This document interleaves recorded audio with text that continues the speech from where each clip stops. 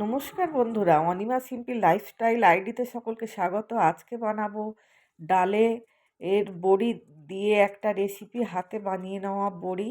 প্রথমে বড়িগুলোকে ভেজে নিলাম, ওই তেলের মধ্যে মাছগুলোকে ভেজে নিচ্ছি। ওই মাছের সাথে ফুলকপি বড়ি দিয়ে রান্না করলে খুব ভালো লাগবে, তাই ফুলকপিগুলোকে কেটে নিয়ে হলুদ দিয়ে ভেজে নিলাম।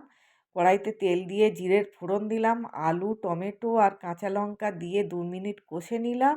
এবারে দিয়ে দেব ফুলকপিগুলোকে দিয়ে এবারে হলুদ, লঙ্কার গুঁড়ো, জিরের গুঁড়ো, ধনের গুঁড়ো দিয়ে আবার 2 মিনিট কষে নিয়ে জল দিয়ে দিলাম। এবার ঢাকা খুলে দিয়ে দেব আদা আর বড়িগুলোকে।